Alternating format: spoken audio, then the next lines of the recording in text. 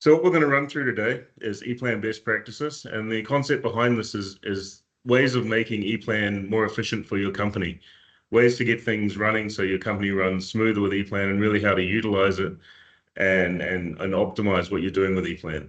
So this list of concepts here you've already been sent through, but these are the topics we'll be covering today. So if I was to start just with a bit of a graph, this is looking at, where do I get my return on investment on EPlan software? It is a bit of an investment to get in there. And then once you start, there's a bit of onboarding and working through. So what we see is the biggest bit is the maximizing the reusability of parts, parts, projects, all the elements of EPlan that you can create once and use multiple times and save on your reuse. So when you start your EPlan journey, you've got a standard drafting time for how long it takes to produce a set of drawings. It's this dotted line through the middle here. And you're obviously going to lose a bit of time with onboarding at the start to get things set up and running. And you reach a point where you get equal workflow. And this is based on increasing reusable EPlan elements. So the more reusable elements you get, obviously the shorter your drafting time becomes. After a while, you reach this point of equal returns where you've actually made back this investment you've put in terms of onboarding with EPlan. And then from this point on, you end up with quicker and quicker drafting times with more and more reusable EPlan elements for all future projects. So this is kind of the plan that everyone should be aiming for with the EPlan once they start getting involved with it. So the first topic I'm going to introduce is having the concept of an EPlan officer. Now, part of the reason why we introduced this is you don't want everyone in the company trying to take ownership and do everything with EPlan all at once, because you'll find people doing rework. There'll be multiple people creating the same thing at the same time, which is obviously double handling and a waste of time. So allocating someone in the company who takes ownership of the EPlan elements is a strong way of handling this. So in each one of these concepts, I've put what it is in terms of what is the concept, how it's done in terms of how you go about it, and then how does this actually save me time and money for what we do. So what this is nominating someone in the company, as I've mentioned, to drive EPlan forward. And it's the company policy creation in terms of creating policies within the company on what should be done with EPlan, how it should be managed, and how it should be controlled.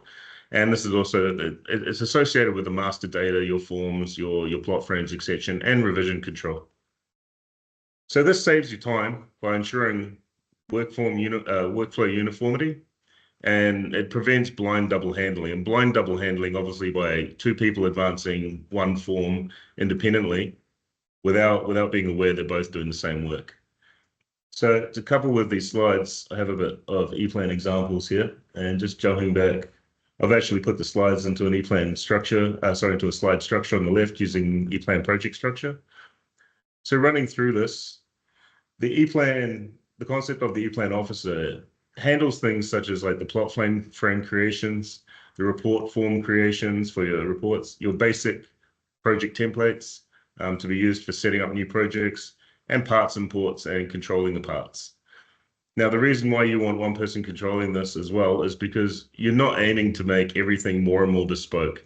If you try and make all your project, all your individual reports more and more bespoke per project, you end up with less reusability. So you really want to go for this top-down approach where you end up working towards one unified report that will be the best quality report for your project.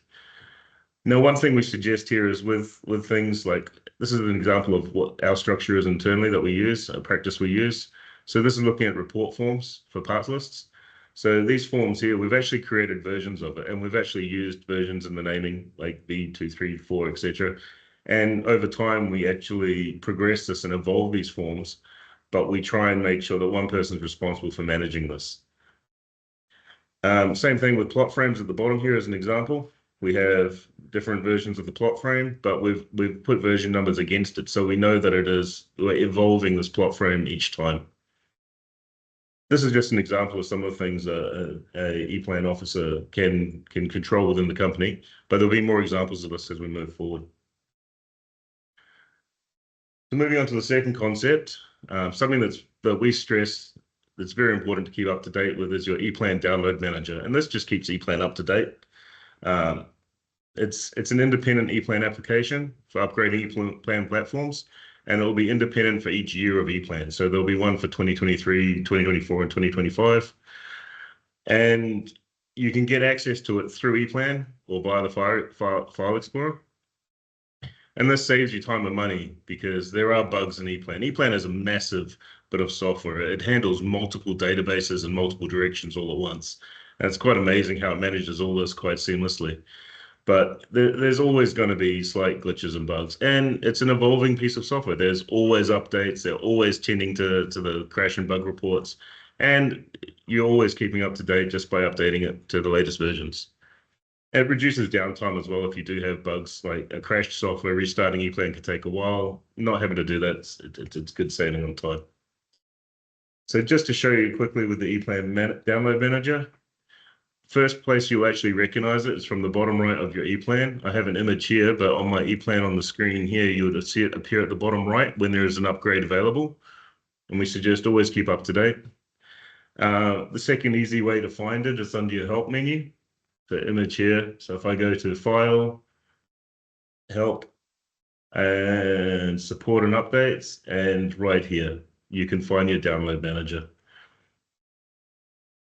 Finally, if you do need to get access to it from outside EPlan, you can go through your File Explorer, and it will be where you've installed your EPlan version.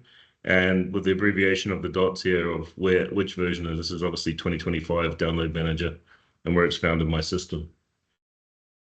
One thing to be aware of is that if you upgrade your EPlan client to a higher level than your EPlan license manager on your server, you're going to have problems. The first thing you should always upgrade is your EPlan license manager on your server. And that should always be kept up to date by either your IT staff or yourself. And by keeping that up to date, you won't have any hassles at any time when you update your local EPlans. So moving forward from there, we have the correct installations with updated directories. Now this is critical, and I'll show you the structure in a minute, but during your EPlan installation is where it pops up and asks you which directories would you like to use for your EPlan install. And we usually provide an instruction sheet when we give our EPlan or when you communicate with us and get a copy of EPlan. And the reason for this instruction sheet is when you need support or when you need to find your master data files, having the correct directory structure saves you time. There is cases where some people have had this confused in multiple installs. I myself, when I first installed EPlan, had this wrong, and I'll show you some setups that I've got in my PC at the moment, which are residual, which are awkward ways to actually try and find data, find projects, and just some of the pitfalls you can fall into. So if I was to go across here to some examples, in the top left here, these are the default directories it produces when you go to install EPlan. What we suggest is keep them unified as EPlan 2025. Now, the reason we do that is once you install, all your master data will actually appear under the settings from installation for those default directories under your user management. And this holds examples like your projects, templates, symbols. I mean, you've seen all this before, but having this correct means you'll be able to find the correct forms to edit every time. One thing to be aware of as well is your company code or your company name. And I've got a couple of snippets from my File Explorer here where historically I've used both Echo Design and our company code. The problem with this is now different EPlans will point at different project repositories or different parts data. So it becomes awkward to start managing. And when we're trying to assist people in terms of providing support, it can be a hassle to try and guide people to find where they've correctly installed the correct data. So we always suggest using the correct installation directories. Next, we're going to look at master data, your EPlan settings and shared directories. So your master data, it exists in your machine in your default directories, and this is what we call local copy. But there are ways you can actually have it in a shared location. There's different options for this and different advantages. So the master data is stored in the directories during the default installation, or when we change the directories over. And these can be configured in your EPlan settings, as I've just shown you, and they can be exported and imported between different PCs in the company so that everyone can have one scheme that they're running on. And this saves you time and money because in the end, everyone working on the same master data within a company adds to the uniformity. It means the same reports, the same forms are quickly locatable and usable. Everyone's working on the same parts database, etc. And it stops people, again, creating their own bespoke avenues of what is the current latest form and etc. So if I was to jump across and have a look at this,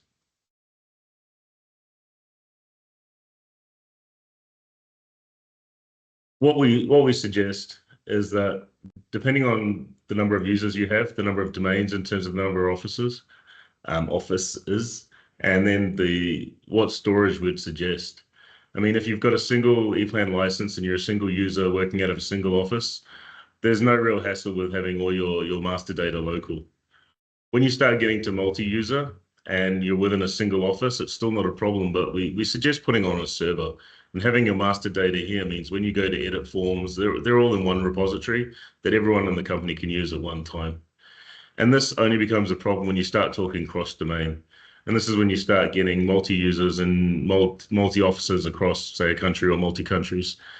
And what we suggest then is you quite often get VPN server setups where the master data is stored in the VPN server. And the other way is through cloud repositories, or I'm currently using a OneCloud setup. But this is the master data setups, as I said, with all the directories. And you have an option here up under schemes to choose the different schemes of how they're stored or where your master data is pointing. And this is what we've got down the bottom. This is just an example of my current named scheme. But on the right here, what's important is that you can create a new scheme, or you can create a copy of the existing scheme, and you can import or export. So if your EPlan officer was to set up your server with your master data that everyone in the company could be using, he sets up his own PC correctly and then exports the scheme, and then he passes it around so everyone else can import it, and then everything's pointing in the same directory for the whole company.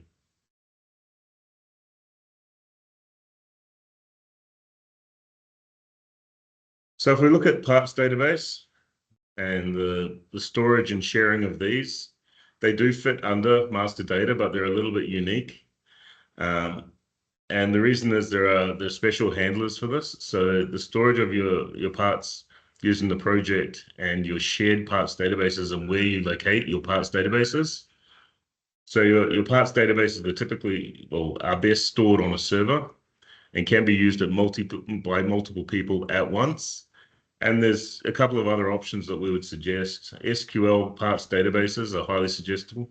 You can have them either local SQL database in your office or actually have them cross-domain. And there's also an eCloud option, which is the eStock, which works similar to OneDrive. It has some drawbacks in terms of the parts are actually locally banked. So each time you start EPlan, it will look at this eStock setup of parts and then update your local part database, which is a local stored representation of the eStock.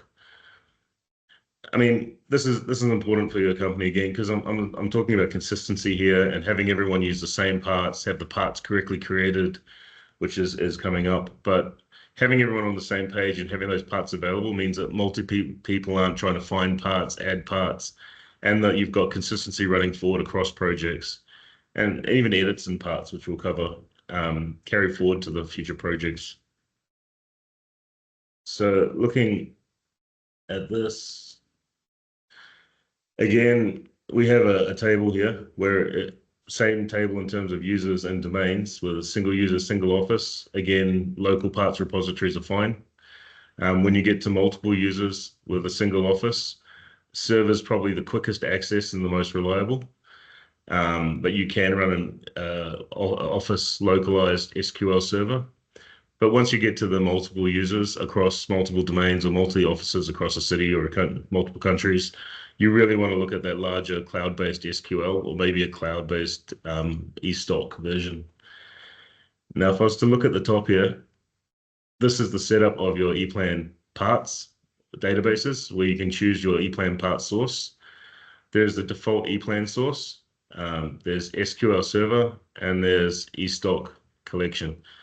API is an advanced option, but I would suggest most people aren't into that at that level. With EPlan local parts, it's default, it's fast, but it is limited users in terms of you're the only person that can have access to these parts. They can be synchronized in and out, but it stays to one PC. When you get to SQL, it's a little bit slower in terms of opening and editing your parts, but it's available to more users. You can have multi-people access the one parts database with no buffering, which is a massive advantage because it's effectively live all the time. eStock is easier to set up for not people not strong at the kind of networking systems, but it is cloud-based and it's simple cross-domain for many users, but it does buffer locally, and that just involves a whole lot of loading time when you start. And yeah, when you start up EPlan, for any changes between your local database and the eStock, it'll synchronize. Again, under the schemes for your parts directory, or where it's looking for your parts directories, is part of your schemes. So I have 3 setups that I run at the moment, and the first one's default directories. I have a Echo Design server, which we run in-house with our parts databases. And I'm also experimenting currently with a OneDrive cloud parts database, which I'm sharing with a couple of other individuals here. Like EPlan projects, parts databases are linked to your EPlan year revision, meaning that if you've created a parts database under 2023 and then someone loads it up in 2024, he can effectively shut people out from being able to access it again with 2023, and you will get error messages similar to this one, where it'll tell you your version of EPlan, your version of your parts database is not compatible with your current version of EPlan. So you want to be careful with upgrading your parts database. Yeah, SQL works the same in terms of the SQL databases are also linked to the revision or the year of your EPlan, and it can lock people out with previous versions of EPlan. So it's good to keep the whole company on the same EPlan version. You can retrograde a parts database in a way. The only way to go about this is by exporting every single part from it to a parts EDZ file, and then creating a new parts database and then importing everything again. I mean, it can be done, but it's not a very fast or streamlined process. Just to show you where to locate this as well while we're here. So if I pop open settings, under workstation, under user, under management, and then under parts, you'll see it's this section here in the middle. This will allow you to choose your different setups. So I'm currently running a test SQL database, and it works locally on my machine. It's very smooth, and you'll see it in today's session. So if I was to continue on, now we have parts management and the data portal, and this is talking not about parts database, but the actual management of the parts within the parts database. And a lot of this comes down to the quality of the parts stored, and who's controlling these parts from the data and the downloads from the data portal. This also has to do with macro association in terms of, I mean, a lot of people know you get something like a Phoenix contact relay, and it's got a macro associated with it that you download. This may not be appropriate or laid out correctly for how you want to use it in your company, and it might be upgraded. But if you're not careful, by downloading the part again, you can actually override existing parts in your parts database, and it will reassign back to the original macro. So parts data should be correctly generated. Gaps can be filled in, and this is such things as not all parts are complete. The data isn't complete in the data portal all the time, so you can have missing power consumptions of parts or power dissipations. And yeah, of course, macros generated for different applications, say 3D or 2D macros or through 2D, 3D parts, and also in the schematics and panel layouts. So having this correct, I mean, it saves you time, because if someone's gone through the hassle of filling in the data that's missing from a part that's used in the company, changing the descriptions of a part that's used to be correct or to be represented how you want it, or the correct descriptions, you don't want someone else in the company to think, oh, I need this part, I'll just download it again and override it. And this is again where we come back to having the EPlan officer, someone that you can actually designate or say, look, I've got a list of parts I need. Can you download them or check them? Rather than just haphazardly downloading and overriding what's already there.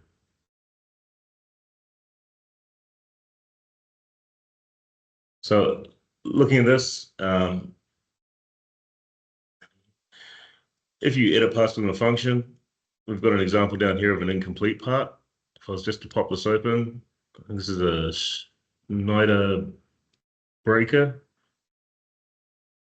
We can see from the data portal this comes down without, it's got no value at the moment for max power dissipation. So what we've found is that if it's blank and you filled it in, downloading the part again will not overwrite that value. But if you've changed the value, and sometimes the maximum power dissipation for parts have a discretionary value in them. So by downloading again, it's going to reset values that you've actually updated. And this also applies to other areas of the part, like the descriptions, part designations 1, 2, and 3. Sometimes companies like these cleaned up better so they actually fit in the reports, and some companies will produce, some manufacturers will actually produce really extended designations which don't fit in reports very nicely. So yeah, it's a matter of controlling who downloads, who overwrites these parts. There's other ways in which you can accidentally scrub out parts or overwrite parts. There's a way of synchronizing your parts from your project to your master data. This can be done reverse from your master data to your project, and depending which way you run and when you do this, you can get projects from customers and then scrub out all of your parts. Again, not preferable. So it's about being diligent and knowing where this is and controlling it so that you don't end up having to double work the parts. Down here is an example of the synchronization. Just so you can find it, it's under master data synchronization up the top here. And this synchronizes parts, which is different to the synchronized project here, which synchronizes other elements of master data.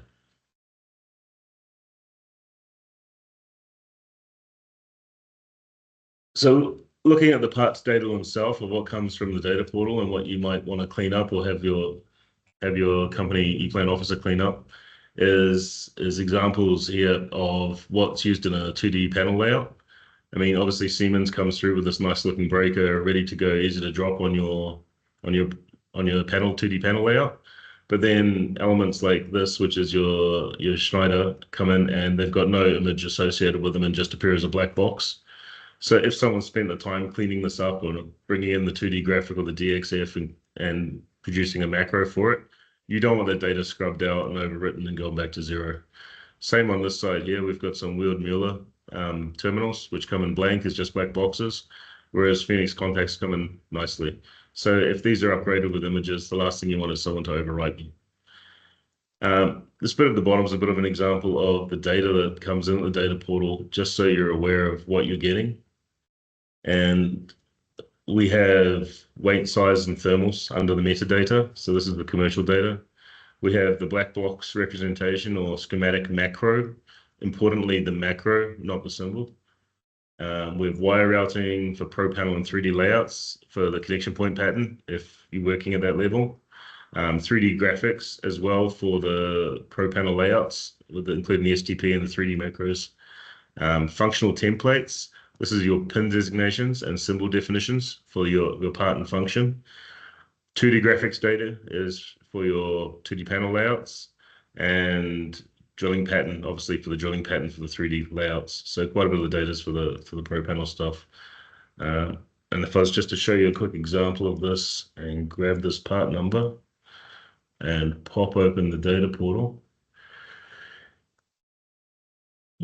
Cloud data portal.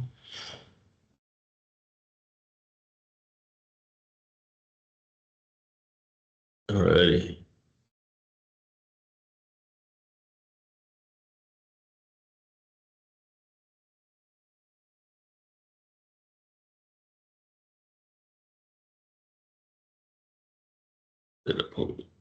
Pop the part number in, do a quick search. And where you'll find this is the symbols are here, but by clicking on the eye to get more information, you can actually see what's available in the parts you're downloading. So this gives you a good starting point for parts you have and then what you want to expand on.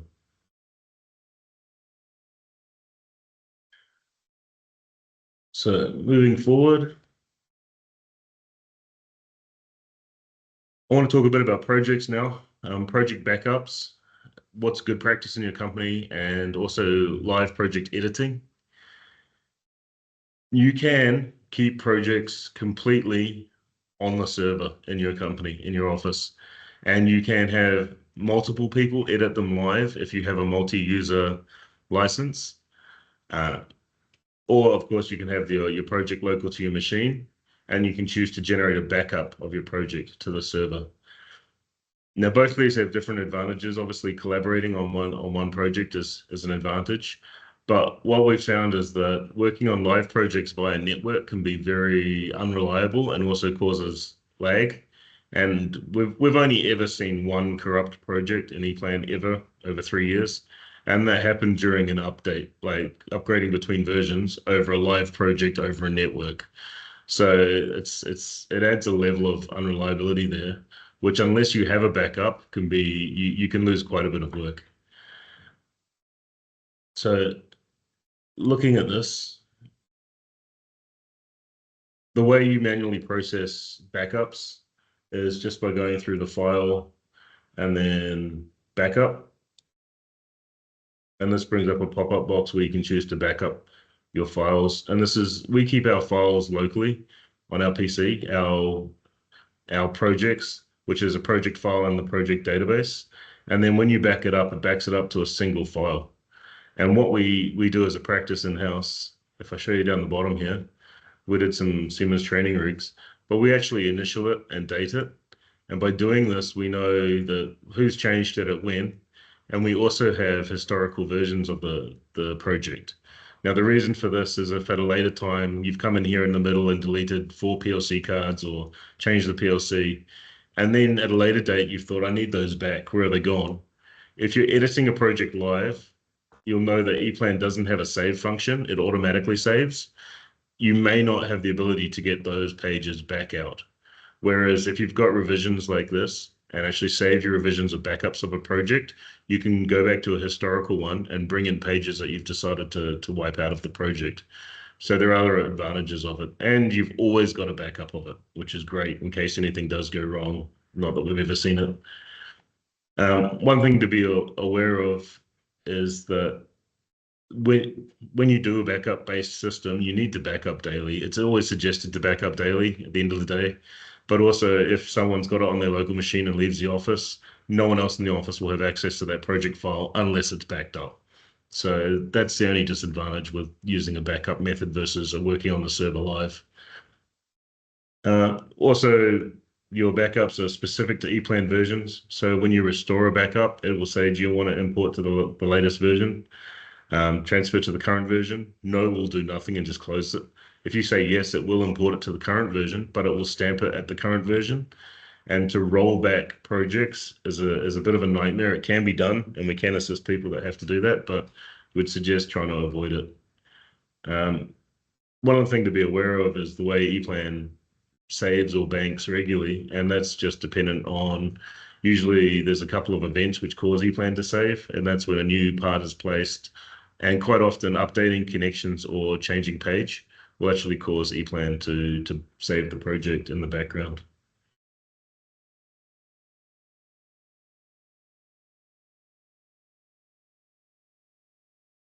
So if I was to look at basic projects next, basic project is EPlan terminology for a template project.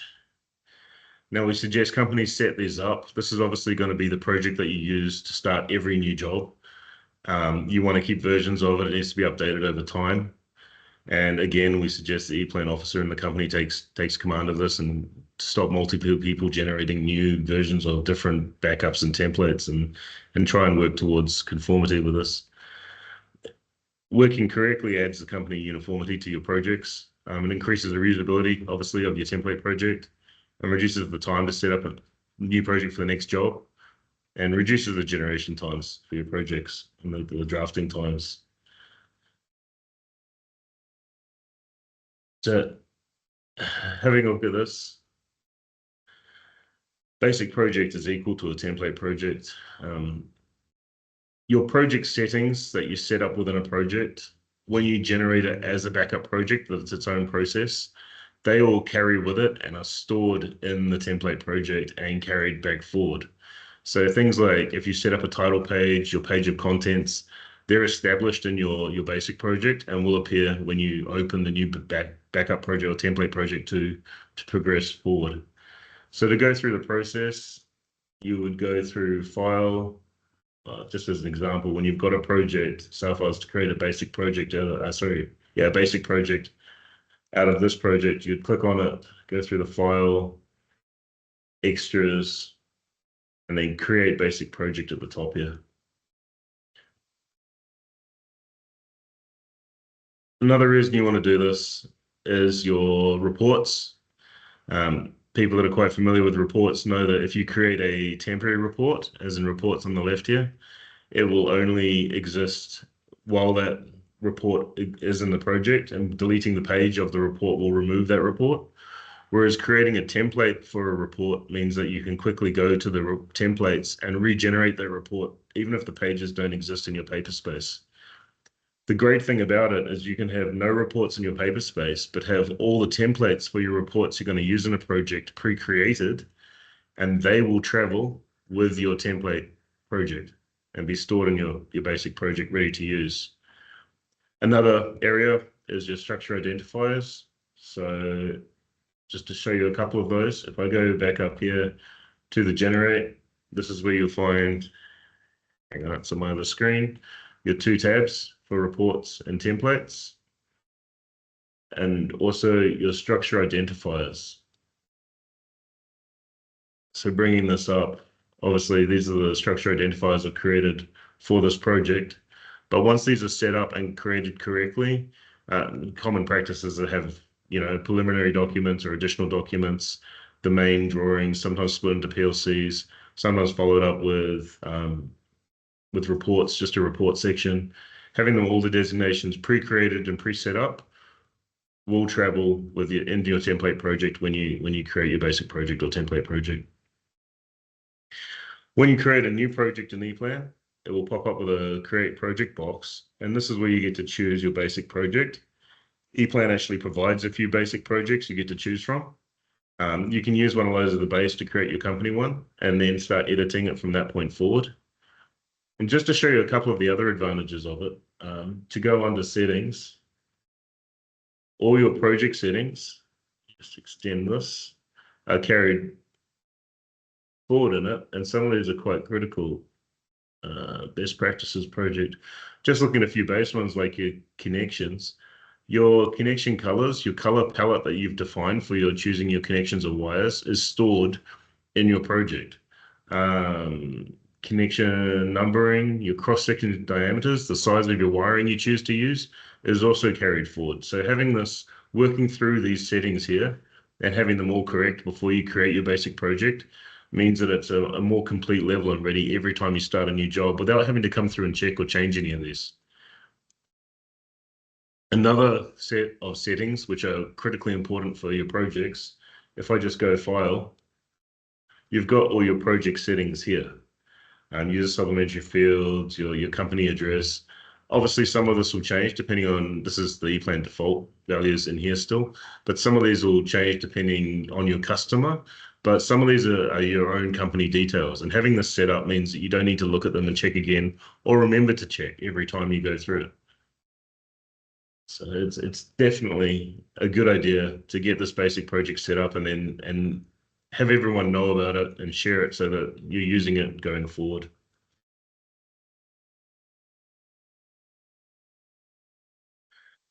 Right, looking at EPlan settings and what can be exported. I've just said the project settings carry with the project, but there are other settings you can get access and export. And this was something I've learned recently in my ECE course, but it's something we use now and we have available and we wanted to share. And this can save you time because you have the ability to apply your company project settings to other projects that you import or get from other companies, just in terms of to bring them up to date to match your company standards, as well as sharing things like user settings. If I step across and just show you where these are, you'll understand the grouping for it. So the grouping for it, you have company settings, workstation settings, user settings, and project settings. Now, obviously company settings, they're not very useful because they're company wide. So once they're set up, they'll continue with your install. But you sometimes need to share these settings between different machines. Same with workstation settings. Again, not overly useful. Once these are set up and in place, and this is usually install time, these are usually persistent. Things like user settings and project settings are a little bit more dynamic, whereas the user settings are very useful, and you do want to make sure that you know how to share these things like shortcut keys when they're correctly set up, or when you define new shortcut keys and sharing this with other people in the company. These are other settings you do want to carry forward. Now, the way we go about it is just going up to settings up the top here.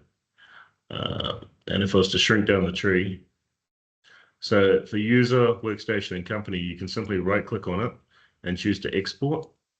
And this will bring up a pop-up box and showing what you can export. So this is insert center tags. If you use the insert center on the right-hand side, you can export those tags and import them, but it will also export everything that falls underneath here. A lot of this is like some of the other packages I have installed, like the copper bending and the wire routing. But things like the graphical editing are included in your fonts. Workstation settings, again, export. You have an option of a couple more in terms of tree and list configurations. This can change the way that your actual project structure here is structured, and can put the location designation above the functional designation or the other way around, depending how you like it.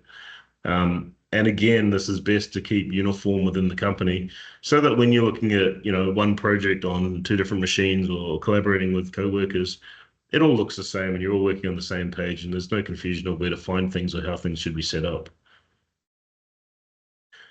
Under here, of course, graphical editing. Sometimes you've got your PDF outputs. Good to keep that uniform. But as I said, these won't change a lot. Your user settings are unbelievably critical. I mean, your management has your directories under it. This is your directory structure, your different schemes. You can see the schemes I presented earlier there. Your parts database. I have my SQL set up here with my SQL access bits. That gets exported along with this. Multi-user monitor stuff if you get the multi-user license. Other things like displays, and graphical editing options in terms of how it's laid out 2 and 3D. All this can be simply exported in the same way by right-clicking on user and export.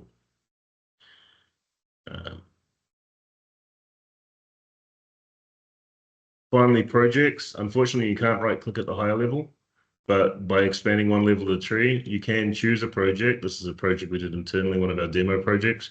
You can choose to export the settings from one project, and then you can choose to import them to another project. And this way you can apply your wire colors, etc. settings from one project to overlay another project. If you're using basic projects, most of your internal company stuff will be fine. It's the overriding of other projects you may import or shared projects to get them up to standard with what wire colors, etc., wire sizes you use. So that's the project set, the other settings you can export from EPlan and share between your company to keep everyone on the same page, working in the same environment.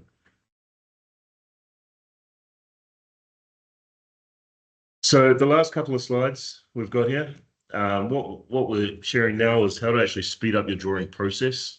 This is not really a management level, but it's more of an individual level to understand. And some of this actually refers back to the basic projects as well, in terms of what you set up and what you carry forward. One key that's completely forgotten about, which is very critical, is the backspace key. And this allows you to immediately set up a default value or default objects to be used for terminals, for cable cores, for black boxes, PLC boxes, connection points. There's a great amount of stuff. And the reason why this is something you want to have set up correctly is because you want everyone in your company to be using the same terminals. You want everyone to be using the same black box layouts, the black box connection points. There's a lot available, but you want some uniformity across your company and what they present and how your drawings look. So jumping into EPlan and just showing this quickly. I've got a couple of objects already placed here. We have a black box and black box 2. And where this comes into play is when I go to the insert menu at the top here and just choose a black box, by default, it's going to use whatever I've got set up. But by clicking on black box and with it on my cursor, I can use the backspace key to choose what is the default option for the black box. The first one's a square. The second one is a polyline. So you can define polyline black boxes. This works exactly the same as for the PLC boxes. By the backspace, you can choose between square PLC boxes or creating this polyline PLC boxes. And again, just lay it out and spacebar to finish. Yep, and give it a name. So this works not just for black boxes, but also up the top here for your device connection points. I've got 2 device connection point options here. So by clicking on that and the backspace key, if you didn't know, you've got selections of different variants here of that one pin, but scrolling to the top of the tree and clicking on it gives you the larger overview, and you can choose which black box pin you want to use or have as your company default every time. Sure, we'll leave it as that for now. PLC points are the same as black box pins, device pins. Your terminals work in the same way. So by adding a terminal to the page, obviously there's other ways to add terminals by going through the add part, but you can hit the backspace again and choose what is the default terminal setup you want to use. Obviously terminal with saddle jumper, 2 connection points, and then you can choose, okay, this is a variant I want as default, and you're away. Finally, connection points, just showing you at the bottom here. Wire 1 has different connection points than the bottom one, obviously. If I was to delete the bottom one and go to insert a connection point, backspace lets me choose between them, and you have various invisible ones. We tend not to use these. We like these ones with the slash. So clicking the ones with the slash, place it, it will place that connection point. But this will also carry forward then to when we go to inserting cables. So I can drop a cable in. Sure, okay. And you can see it's used those connection points. If I was to just quickly toggle that back.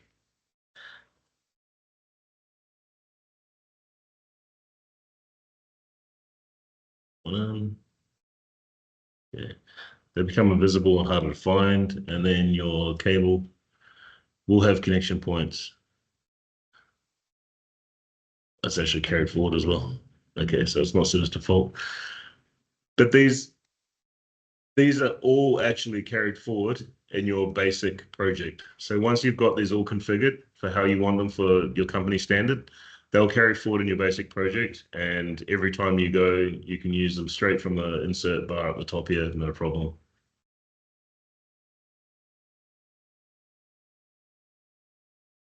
Next, I'm going to run through some shortcut keys. This may be a bit of a repeat, but I can't explain how useful these are. We use them all the time. They save you so much time in terms of reducing your drawing time for schematics. And they can be shared as well as of the shared menu. And one of the options I didn't show you under user is when you export it, you can actually export your shortcut keys and other people can import them. And you can choose just to export that rather than everything. So looking at some of the shortcut keys, we'd highly suggest, obviously F1, people know it's for help, but what we like to stress is an EPlan, it's actually topic specific. So I won't show you because it'll open a web browser, but if I was to mouse over Shield and push F1, it would bring up information on just that button. Same with things like linear, definite, anything, any object with an EPlan, including pop-ups on parts. If I was to pop this open, and then F1 over, say, some of the properties at the bottom here, it will bring up information on that exact topic. So it's very focused. Another useful help is up the top here. If I know a command, but I can't find it in my menu bars, this is something as well we were taught recently, is that you can start typing it like connection, device connection point, and by mousing over it, if it works on this window,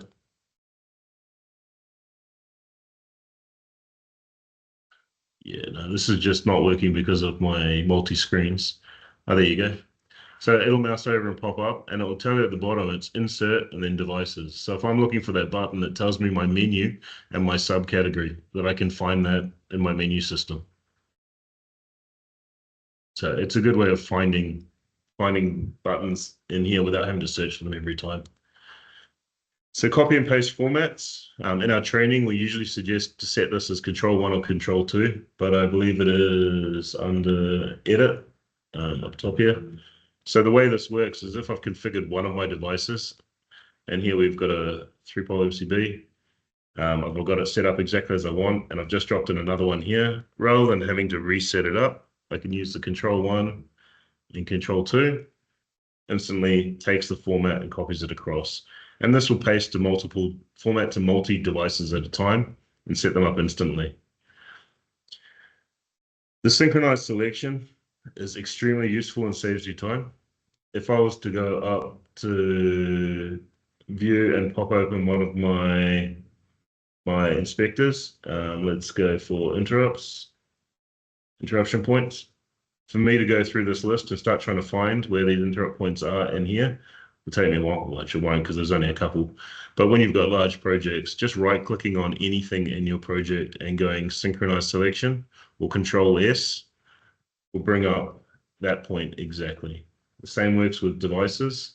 I've got device viewer here. I can just right-click and go synchronize selection, and it takes me directly to that single device. This saves you having to manually find things. So it's a very useful tool. Insert functions with insert compatibility. Obviously, inserting a symbol. We have this set to Control-I. And if I open it on this screen, it lets you insert a symbol directly without going through the insert center. Very quick and easy. Obviously, it inserts a symbol, but this has no part attached. Second level is the Control-I or Control Insert. I don't have an insert button on my keyboard, so I do, but it's a function. So Control-I brings up my parts list and lets me choose a part to insert directly. And this will insert either the symbol or the macro for that part that I insert. But if you just want a macro, I'll have a quick look and see if I can find this. Yeah. Anyway, you get the point. This is a macro. It's a Phoenix contact relay, and by hitting Control-M, it brings up a file browser, which I'm already in the right place, and I can just scroll down.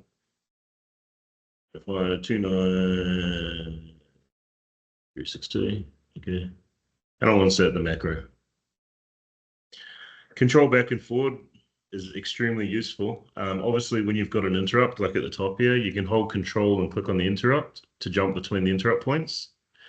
But there's cases where if I've got a report open, like this is a basic device report, and this works for any report or anywhere in the project or changing views. If I Control click on F4, it'll take me to the device. Okay, I've checked it, I've fixed it, whatever needs to be done.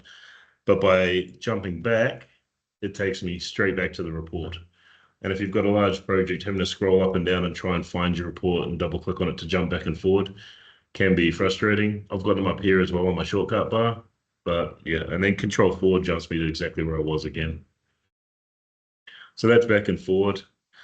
Special text, if I was to open a text, you can either do this by right-clicking and choose special characters, but I find it very useful for either squared, degrees, or ohms. There's a few in there, but you can insert these directly without having to search and paste them. Another one that goes along with this is line breaks or carriage returns, and we often get asked, how do I do multi-line inputs? So by double-clicking on that, Control-Enter, carry me to the next line. I can put in some more text, and Control-Enter again, put in more. Finally, something that will save you a lot of time is direct editing, but something to remember about this is it's a toggle. So if I was to toggle it on by pushing the E key, I can simply click to change the value, click to change the value, and click to change the value. Now this becomes a lot quicker when you've got a lot of devices rather than double click, waiting, having it open, change tab, adjust, cancel. then do the next one. So it saves it actually looking at the database in the background and bringing forward all the data, and allows you to quickly edit multi-values or terminals, etc. Never needs to be changed. Just to show you again some of the usefulness of copying and pasting formats. Here we have the exact same layout we have before. If I was to grab the format of this and paste it in my panel layouts, it will adjust this to match, which is quick and easy. Same thing with other devices as well, and allow me to quickly tidy up my panel layouts, save me a lot of time.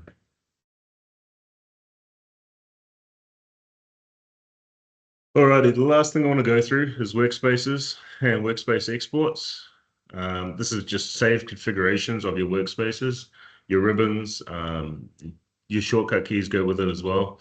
And sometimes, I mean, I've historically sometimes wanted one for 2D for working in 2D panel layouts and 3D panel layouts, two different workspaces. But we encourage it because if everyone's working from the same workspace, it encourages cross-training between employees. When someone else is trying to share his knowledge, the button's available, it's the same interface, it's smoother for him to jump between machines and help other employees with onboarding EPlan. So if I was to show you that in here, your workspace setups, it encourages consistency from training as well. So the training that we run through, we actually provide a workspace which has the starting shortcut keys, so that you can onboard EPlan quickly. Easy shift from workstation to workstation. So if you're changing, you can take your workspace with you between 2D and 3D layouts, and you can also update between EPlan versions. It will carry forward automatically and ask if you want to import your old workspace when you install a new version, but you can also use it backwards. And if you've updated a newer workspace, you can export it backwards to an old EPlan. I'll find it up the top right here. It's got my name, but clicking on workspaces, it gives me an option to hot swap between them. I won't click on one because it does open and reclose and open all the projects, but you can also edit workspaces. And with the same buttons we went through earlier, you can edit the current one, you can create a brand new one, or you can create a copy of an existing workspace and give it a new revision and continue editing that. So there's a lot of tips and tricks there on how to actually speed up your workflows, better ways of keeping your projects, better ways of managing settings, keeping everybody on the same page within a company, working towards consistency. We're suggesting increase collaboration within the workspace, so everyone's working together on the same forms, they know what the latest forms are. Working towards uniformity rather than bespoke and diversity in terms of the plot frames, the forms, the projects. And also, follow the company standards where possible. So don't try and be a cowboy and create new things. Try and go through the process of whatever your company wants you to do with EPlan and how it wants to manage these forms and reports. And this is obviously to prevent reworking and historically created elements, and make reusable elements well known in terms of if you do update a form or report, let everyone in your company know you've updated it. There's a new revision of the basic project, new revision of our plot frame, please use it. Manage update requests, as in through your EPlan officer, like give him a list of parts, give him a list of forms or reports you need updating, and then make them an actual task rather than just haphazardly on the fly, editing and creating, because this will actually eventuate in more versions and more copies and double working, double handling. And as always, work smarter, not harder. So all of this will be made available to you, but to add to it, if you need a short, quick revision, please let us know by email. We're happy to share bits on Teams. But we do run a full 4-day EPlan PA electrical training, which we can't suggest enough. You come out with most of these skills and abilities ready to go and an understanding of them. And we also run a 3-day Pro Panel course, which focuses on advanced manufacturing training. And we run these multiple times a year. And we can also offer cut down bespoke courses if people are interested, or you have a small office group that you want done remotely. We run these both online and in person and in a combination, and we have training rooms at our Eco Design office.